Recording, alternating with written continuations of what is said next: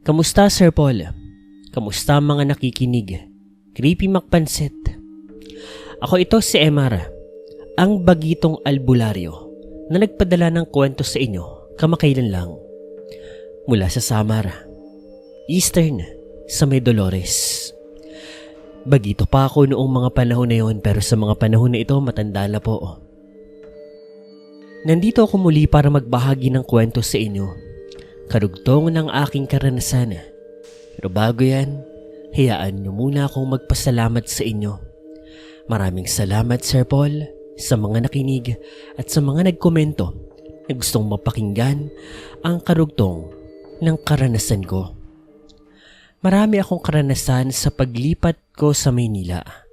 Ang akala ko, dito lang sa probinsya nagaganap ang mga kababalaghan, mga multo, engkanto, aswang, kulto, mga kapangyarihang itim at kung ano-ano pa.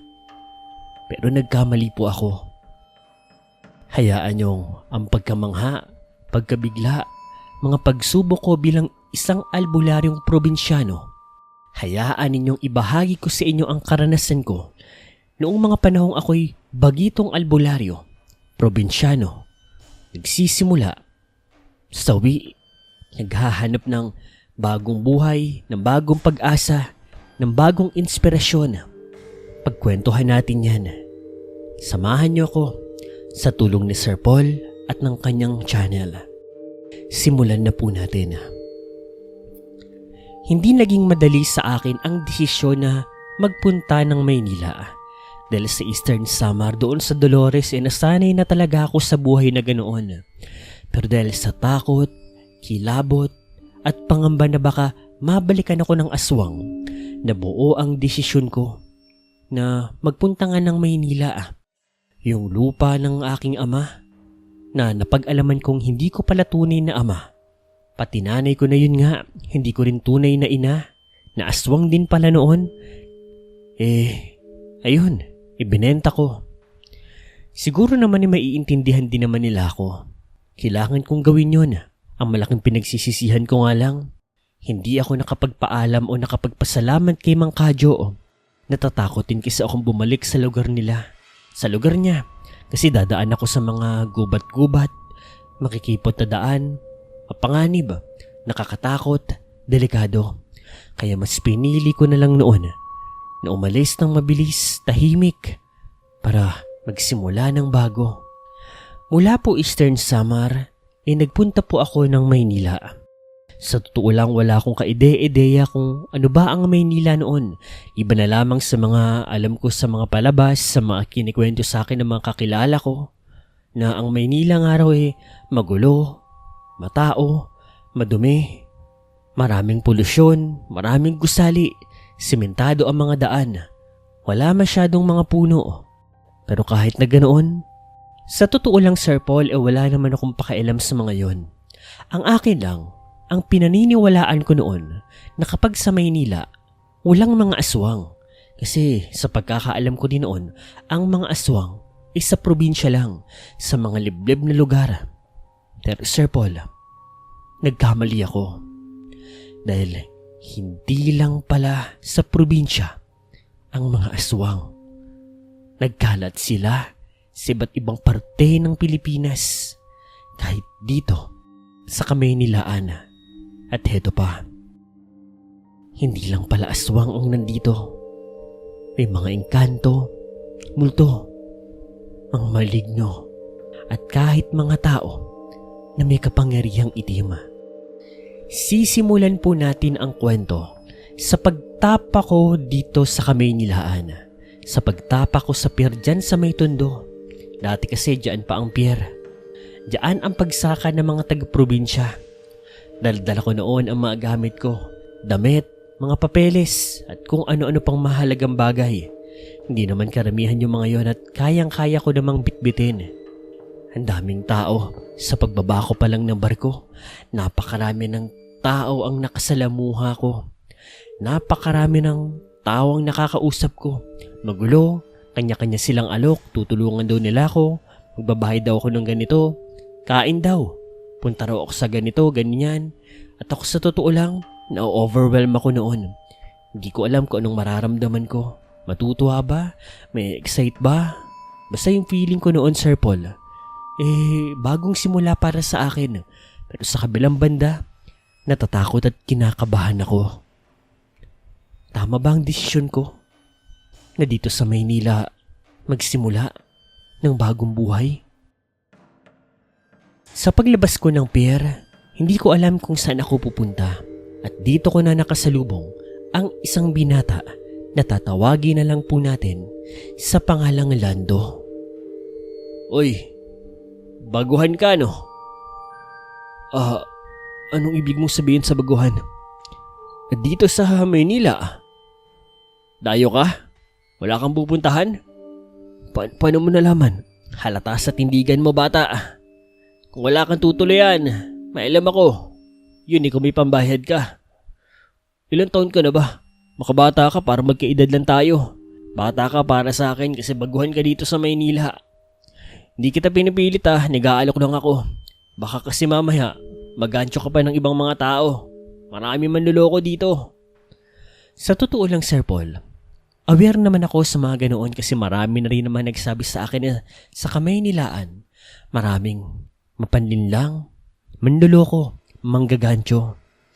Kaya bigla akong kinutuban at palagay ko naman mukha namang mapagkakatiwalaan si Lando. Saan ba yung sinasabi mo? Sama ka? Sige, wala akong pagpipilian eh. Bagong lipat lang ako dito. Wala rin akong kamag-anak o kakilala. Mapagkakatiwalaan ka ba? Gaya ng sabi ko, hindi kita pinipilit na maniwala sa akin. Kung gusto mo lang naman. Sir Paul, wala akong ibang nagawa. Sumama ako sa kanya.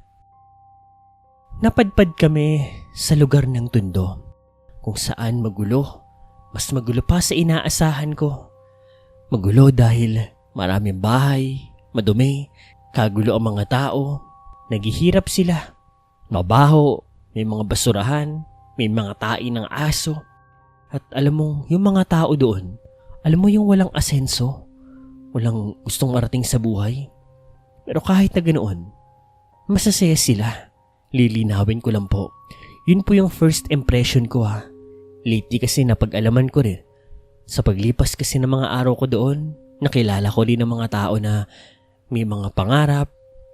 Kahit nandun sila sa lugar na yun nagsusumikap sila. Mabubuti ang mga kalooban at kung ano-ano pa. Baka kasi sabihin nyo sinisiraan ko ang lugar ng Tondo Hindi po. Mas maigi ng malinaw po Anyway, heto na po. Hindi po nagtagal nakarating kami sa pusod ng Tondo. Dikit-dikit pa rin ang mga bahay doon sa isang iskinita. At yung iskinita raw na iyon, yung mga bahay doon, ipagmamayari ng isang mayaman, si Mang Isko. Mang Isko, naghahanap po ng matutuluyan to. Di ba yung isa niyong kwarto bakante? Oo. Teka, may pambayad ka ba iyo? Magkano ho ba yung kwarto niyo? 200 lang, isang buwan. May paliguan naman dyan sa loob. Babayaran mo ang tubig mo at kuryente. Maliit lang yan, kwarto lang yan literal. Pero kasya naman yan ng higaan, lamesa, at iba pang mga kagamitan mo. Kukunin ko na ho. 200? Sige ho. Mabuti. Tuwang-tuwa ako noon, Sir Paul. Hindi ko inaasahan na kahit papaano, medyo mura lang ang paupahan. Siyempre, alam ko naman sa sarili ko noon na dapat maghanap ako ng trabaho. Nagkasundo kami ni Mang Isko. Nagbayad ako sa kanya ng advance, down payment at kung ano-ano pa. Bali, pang 3 buwan na po yung hinulog ko. Napag-alaman ko na si Lando doon lang din po nakatira sa tabi ko. At siya ay isang binatang nagtatrabaho. Panadero siya, nagtitinda ng pandesal, mga tinapay doon sa malapit na bakery doon sa lugar namin. Mabait si Lando. Pag may kailangan ka, pare, sabihin mo lang ako Dito lang ako sa tabi mo. Pero kadalasan hapon na ako o gabi nandito. Maaga kasi ang trabaho ko Madaling araw hanggang tanghali. Nako, salamat sa'yo, Lando Malaking tulong. Walang problema, Emar. Nakikita ko lang din sarili ko sa'yo. Pero mas bata nga lang ako noon. Dati kasi nung lumipat kami ng nanay ko dito sa Tondo, bata pa ako, paslit pa ako eh. Pero ngayon, medyo may edad na ako. Kaso wala na siya. Nalungkot naman ako sa sinabi niya. May pagkakatulad nga kami. Pero pinanatili kong hindi muna magkwento sa kanya. Nagpaalam na siya sa akin noon. Maggagabi na rin kasi noong mga panahon na yon. At ako, inayos ko pa yung mga gamit ko doon sa kwarto ko. Kahit pa paano, masasabi kong ayos naman ako doon. Komportable naman. Pwede na para sa bagong simula. Lumipas po ang mga araw, Sir Paul, doon sa lugar na iyon. Sa kwarto ko na iyon, kahit papaano ay masasabi kong okay naman po ang pamumuhay ko. Kahit nasa iskinita kami na magulo, okay naman.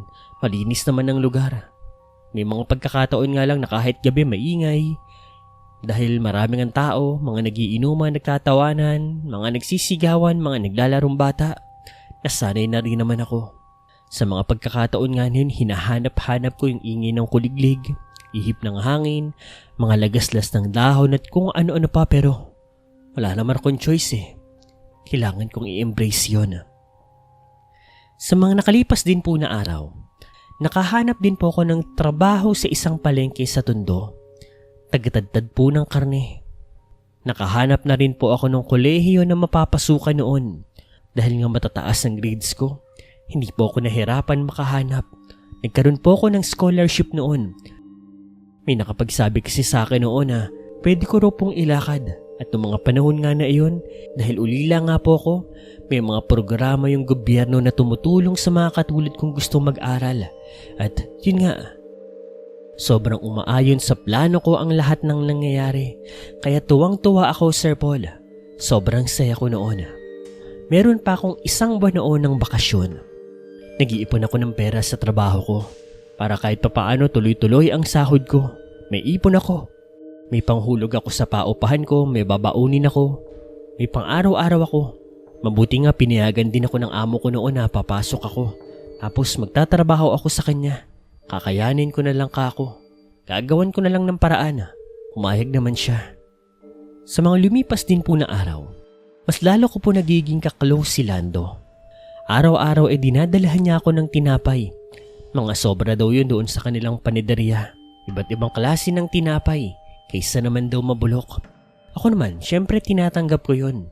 Ang kapalit, kapag may sobra namang karne doon sa pinagtatrabahuhan ko, syempre binibigyan ko siya. Paalitan ba? Give and take. Uy, Emar, eto. Sobrang pandiko ako. Tama-tama. Uy, salamat ah. Mamaya titignan ko kung may sobrang buto-buto. Lulutuin ko. Kain tayo sinigang sa bahay. Oo ba? Walang problema. Isang araw po yun. Dumaan si Lando sa pwesto ko doon sa may palengke. Yung bakery kasi na pinagtatrabahuhan niya, medyo malapit lang sa pwesto ko doon sa palengke. Araw-araw halos dumadaan siya doon. Ako naman, syempre, kinukuha ko lang yung tinapay na binibigay niya. Biyaya na yun eh. Madalas din nakikipagkwentuhan siya sa akin. Lalo na kapag tanghali. Doon na rin kami kumakain. Nagdadala siya ng ulam. Ako naman, may mga kanin na rin naman akong dala. Tapos pinagsasaluhan naming dalawang yun. Ewan ko, sa saglit na panahon, naging malapit kami sa isa't isa. Natutuwa ako kasi meron na akong malapit na kaibigan. At masasabi kong mapagkakatiwalaan siya. Habang kumakain kami noon ng tanghalian, nagulat naman ako sa nginuso sa akin ni Lando. Uy, tignan mo, kanina pa nakatingin sa'yo yun oh. Ha? Sino, anong? Lumingon ako sa nginunguso niya at halos mabilaukan ako sa pagkaing inunguya ko. Ano yun? Pare, huwag ka naman masyadong tumingin. Pagkita ko kasi doon sa likod ko, may babaeng nagtitinda ng karne. Sa totoo lang, matagal ko nang nakikita ang babae na iyon. Kaidaran ko lang din siya. Siya ang bagong tindera o tagatadtad ng kabilang pwesto namin. Siguro mga 4 na pwesto yon. Tapos nandun siya sa kabila, nagtatadtad. Tapos sa paglingon ko, ngumiti siya sa akin sabay kindat. Ako naman, napaubo nga at nasa mid. Balik ng lingon kay Lando. Natawang-tawa naman sa akin. Pare, mukhang trip ka ng babae na yun, oh. Maganda. Chicks. Si Raulo. Mais ka. Pero mga tubig. Halos maububo pa ako noon. Masamid-samid pa ako. Kasi pag baling ko ulit sa likod, natatawa na rin sa akin yung babae. Inasar-asar tuloy ako ni Lando. Sa totoo lang, Sir Paul, wala akong kamalay-malay sa babae. Ang babae lang na nakakausap ko noon ay yung guro ko. Ilang mga kaklase ko na niha-niho lang doon sa Samar. Tapos yung nanay ko pa. At mga customer namin. Pero yung babae na ngingitian ako at kikindatan, talagang bagong-bago para sa akin yun. Patapos kumain, ipinaalis ko na rin si Lando kasi naiinis ako sa kanya. Naaasar ako sa biro niya. Pagkatapos nun, nagpatuloy lang ako sa pagtatrabaho. Sinalansan ko na yung mga karne kasi pagpatanghali, kailangan nang maglinis niyan. Uwian ko na rin kasi niyan eh. Sa hapon kasi hanggang gabi, yung amo ko na yung magtitinda. Yung mga natitirang stocks namin, sila na ang magtutuloy. At ako, ang duty ko lang talaga umaga hanggang tanghali.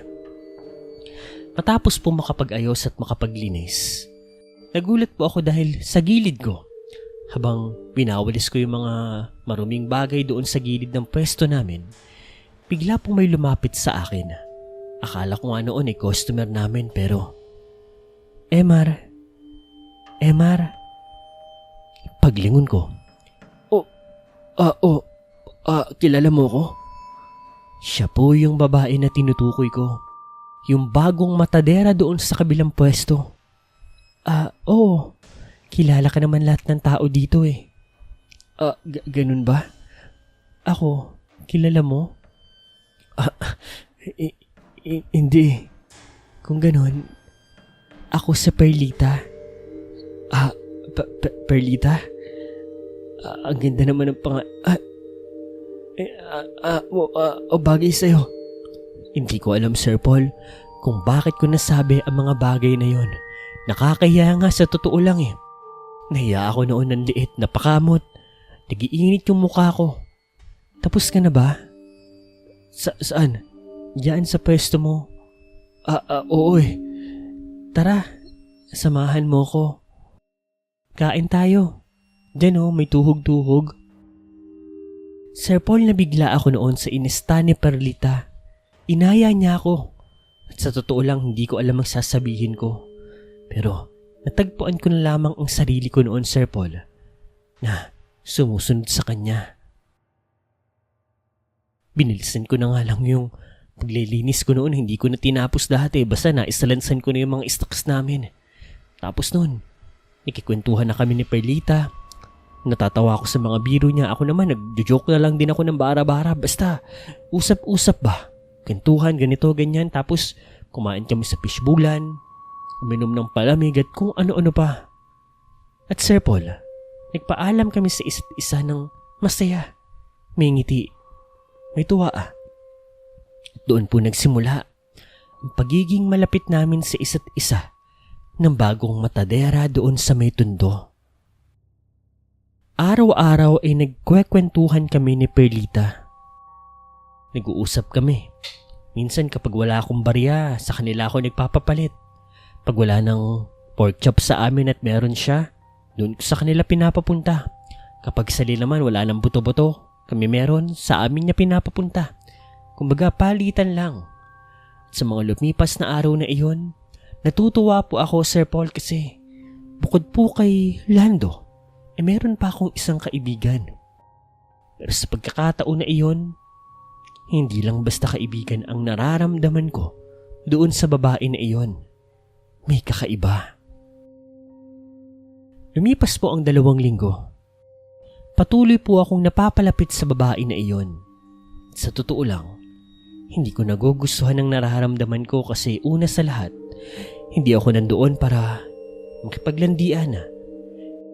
Hindi ako nandoon para makipagharutan. Hindi ako nandoon para makipaglaro, makipagsaya. Nandun ako para magsikap, mamuhay. Nagsimula ng bagong pag-asa mag-aral. Ito pa rin ang pangarap namin ng nanay ko para sa akin. Isang gabi, Sir Paul, linggo po nito, inatasan ako ng amo ko na kung pwede, ako raw muna ang tumao sa aming pwesto noon. Wala namang problema sa akin. Hindi na sinabi sa akin ng amo ko kung anong dahilan niya, pero tinanggap ko naman. Extra sahod yun at pakisuyo ng amo ko sa akin. Wala pa naman akong pasok noon. Meron pa akong 2 linggo. 7:00 ng gabi. Natapos ko na ang trabaho ko noon. Malaki ang kita. Naisalansan ko na rin yung mga stocks na karne. Yung mga natitira. Pero konting-konti na lamang yon. May pinauwi nga rin sa akin yung amo ko Marami-rami rin. May stocks ako na may uuwi. Paghahatian namin yun ni Lando kako. Habang nag-aasikaso, Sir Paul, at naghahanda na pauwi, nagulat ako dahil... Emar? Perlita, gabi na. Ba't nandito ka pa? Di ba dapat mga amo mo yung magsasara ng pwesto ninyo? Oo. Hindi naman ako pumasok ng hapon. Nandito lang ako dahil sa'yo. Pwede mo ba akong samahan? Naku, Perlita. Idedilihensya ko pa tong pera na to sa amo ko Okay lang. Sasamahan kita. Tapos samahan mo ako. Saan naman? May aaminin ako sa'yo. Mahalagang bagay. Napalunok ako, Sir Paul. Kinabahan. Nag-init ang aking katawan.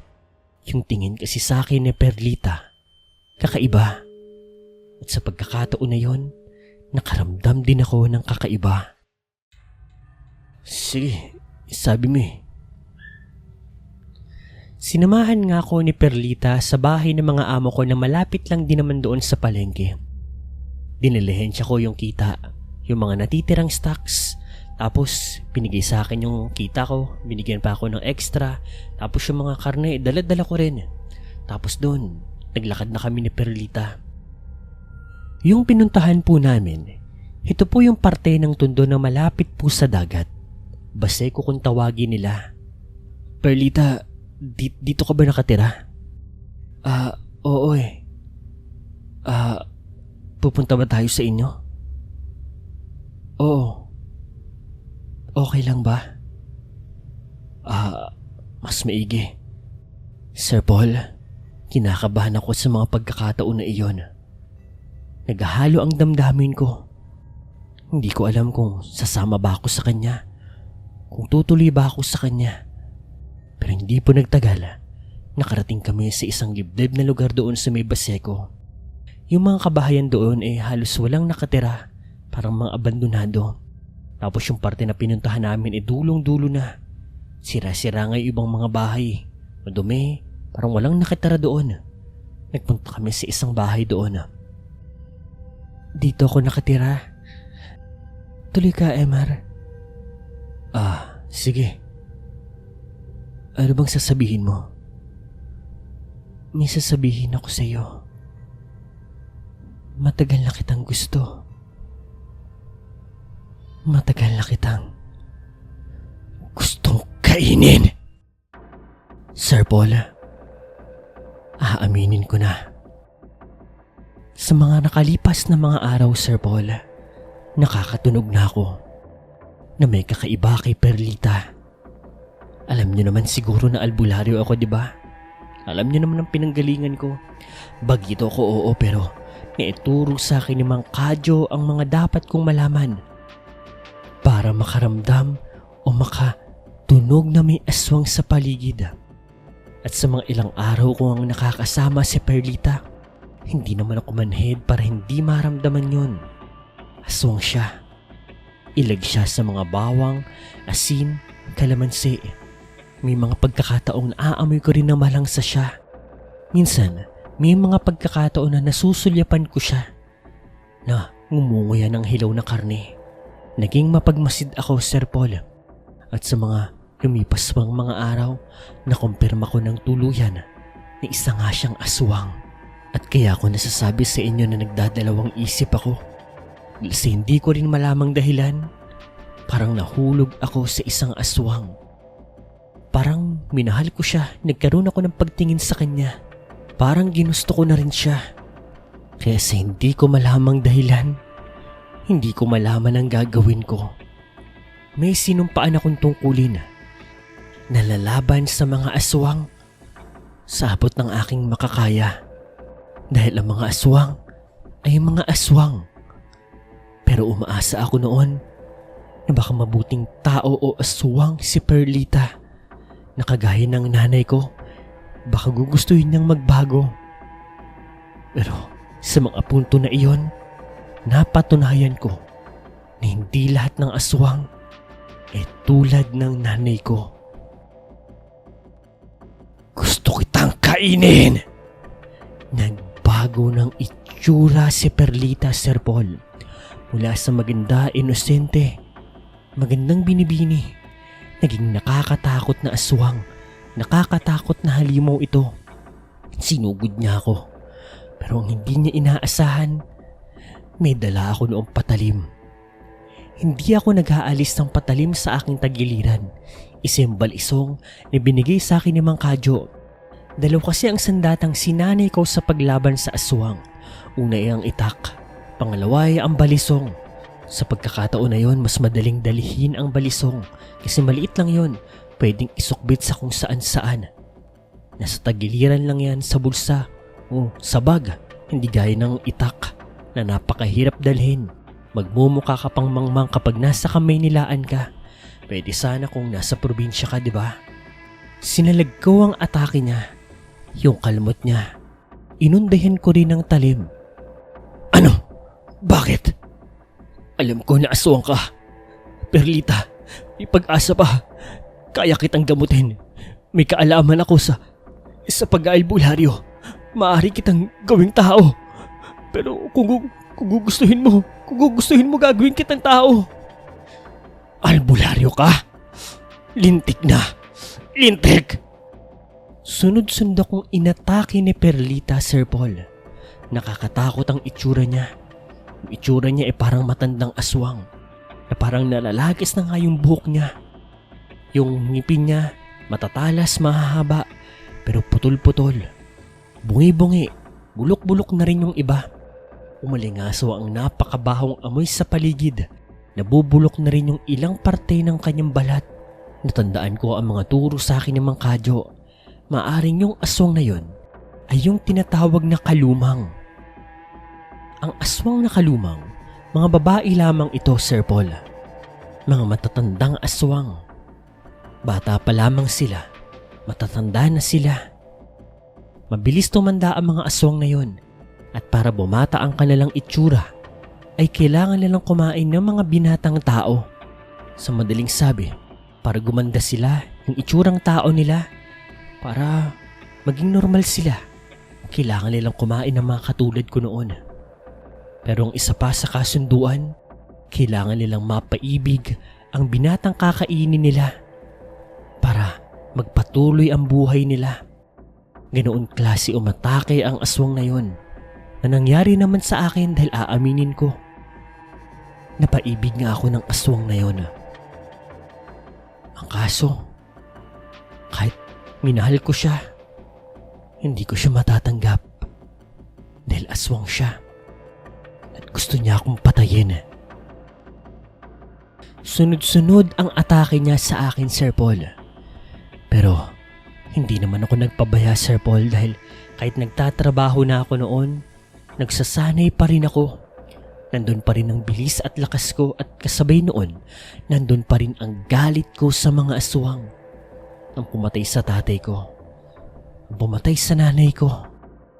Kaya gumanti ako ng sunod-sunod na atake sa kanya gamit ang aking balisong. Sakto pang nasa maliit kami na espasyo, kaya madali akong nakakagalaw. Walang espasyo ang aswang para makailag sa atake ko. Kaya sa isang iglap, na-corner ko siya. May mangilan-ngilan akong sugat na natamo sa kanya. Kalmot sa balikat, tiyan, dibdib, likod, braso. Pero siya, ilang saksak na ang natamo ko sa kanya. Malulubha yun. At sa pagkakataon na yon, nagbalik siya sa original niyang anyo. sa perlitang nakilala ko sa maganda't inosenteng matadera sa palengke. Emar, parang awa mo na. Patawarin mo ako. Huwag mo akong papatayin. Parang awa mo na. Lumapit ako sa kanya, Sir Paul. Patawarin mo ako. Perlita. At sa isang iglap, sinabuyan ko siya ng asin at ng holy water. Kasabay nun, isang malakas na sigawang umalingaw-ngaw sa paligid. Pero kagaya ng sabi ko, nasa sarado kaming lugar at walang mga tao sa paligid, kaya sigurado ako walang nakarinig ng mga sigaw na yun, at kung meron man, wala ring papansin. Sa harapan ko, Sir Paul, ay nalusaw ang kanyang katawan. Sinubukan niya pang manlaban, pero sa sobrang hina ng kanyang katawan, wala na siyang nagawa. Sa harap ko, namatay ang unang babae na minahal ko. Masakit. Sa kabilang banda, tama lang yon para sa kanya. Dito na lang, Sir Paul. Yun ang unang aswang na nakalaban ko sa kamay nila Ana, ang nagpamulat sa akin na ang mga aswang ay hindi lang matatagpuan sa probinsya. Nandito rin sila sa kamay nila Ana. Comment down below kung gusto niyo pang ipagpatuloy ang kwento ko. Ako muli si Emar, ang bagitong albularyo na napadpad sa tondo na nagmula sa Dolores, Eastern Samara. Maraming salamat, Sir Paul. Maraming salamat, mga kapansit. Hanggang dito na lang muna sa pagkakataon na ito. Ingat kayong lahat.